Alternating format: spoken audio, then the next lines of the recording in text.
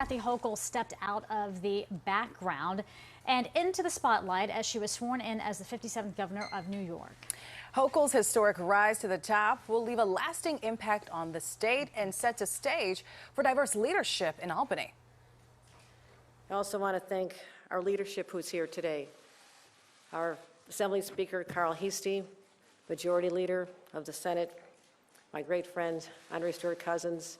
We've been on a long journey together, and I so look forward to continuing the relationships that we've had, but even deponing it. So thank you, and I look forward to a conversation with you. Joining us this morning is political commentator and former presidential advisor and ambassador, Dr. Suzan Johnson Cook. Good morning to you, Doctor. Good morning. I know we're supposed to be reserved, but I just want to say, yay! Let it out. I know you were anticipating this day when we last spoke with you, and you're wearing white for a reason, which Governor Hochul wore white during her swearing in. Talk to us about that. Yes.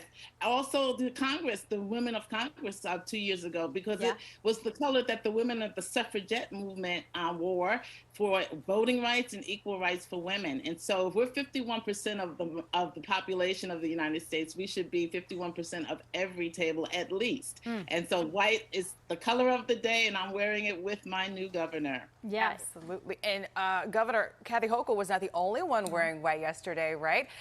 Chief Judge Janet DeFiore was also making a statement with her attire. Can you tell us a little bit about that? Well, you know, women are in solidarity. People are walking together saying it's a woman's time, you know, not just because we have the first female governor, but it is time for women to be at the forefront. Like you said in your opening, we're coming from the background to the forefront, the front lines. We've been the frontline workers, but in the back, and now it's time to be frontline workers in the front.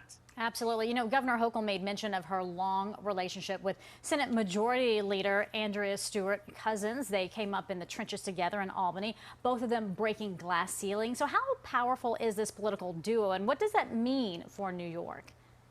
It is extremely powerful. I was at both of their first fundraisers when they were starting out, running for lieutenant governor and also for running for the state senate. So to have seen their trajectory, to see their growth, but also to see their partnership. You know, powerful means partnership, and we're looking forward to them doing some great work together. The fact that Carl Heastie and Andrea Stewart-Cousins were in the audience, they're showing that we have worked together and we're going to lead together. And it's such an exciting time for the state of New York. Absolutely. And Doctor, we know that Governor Hochul is being very intentional and meaningful as she makes these appointments in her cabinet. We know that's already been signaled with the executive so far that she's placed at the helm of the executive team. She so far has made no mention to who she's going to look for in some key cabinet positions. She does say, though, she wants a diverse cabinet. If you were advising her, Doctor, who would you recommend that she place in that cabinet? Well, I hope that she does ask me to help advise her. But I know that she's announced Karen Keogh from out in Suffolk County. The diversity also needs to be geographically diverse. We need downstate, we need upstate, we need male, we need female, we need black, we need Asian, Latina, LBGT. So I would say that she also needs to look at black women business owners. We are the largest sector and the fastest growing sector of businesses, not just in the U.S., but certainly also in the state of New York. So at the table must be black women leadership and people who have been running and keeping and sustaining this economy.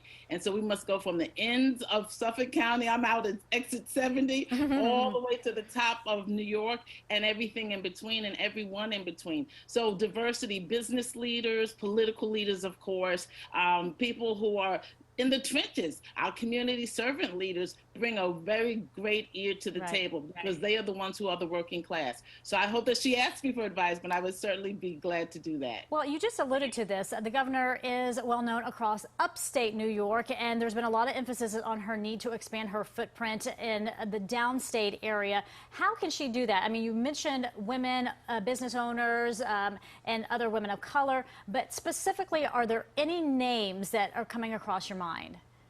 Well, you know, at this particular time, I'm going to leave it to her to select the names. But I think that what is important is that we assemble with faith leaders, the business leaders, as well as the political leaders. And so I'm thinking out on the East Coast, on Long Island and the East End, there are some new voices emerging who have been head of the NAACP, head of congregations, and who are emerging. So I think she needs to look at the leadership that has had a strong track record, a great trajectory as she has had, who's walked beside her, and some new voices emerging that she may not know.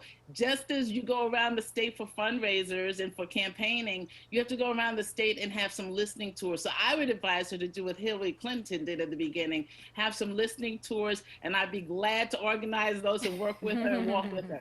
So I think that that's what has to happen. Hear all voices, the working class, the middle class, the upper class, and those who say, I don't even have any class, but they count. Yes, they all have everybody voices. counts. Yes. So, Doctor, as we look at the symbolism, right, drawn by Governor Kathy Hochul yesterday, she also called on 3 female reporters to answer the first 3 questions. After hearing her speak yesterday, what impression did she leave you with when it comes to her administration, and what kind of leader she's going to be? First of all, it was revolutionary. I mean, I am so excited that women journalists now have a voice and that were heard, and they were the first yesterday. She shows that she's an extraordinary leader, that she not only looks to the back of the room, but she also looks to the front of the room and everyone who is in that room. That's a good sign of a leader, that I look around and I look for those who have been marginalized or whose voices have not been heard, and I'm going to make sure that they first have a voice and a say. She's going to be an exceptional leader. She is an exceptional leader. But I'm looking forward to her leadership as our governor. And it is a wonderful time for the state of New York, my home state, my home governor. Dr. Suzan Johnson Cook with enthusiasm this morning. Thank you for joining us and sharing your insight. Always my pleasure. Thank you for having me. Absolutely.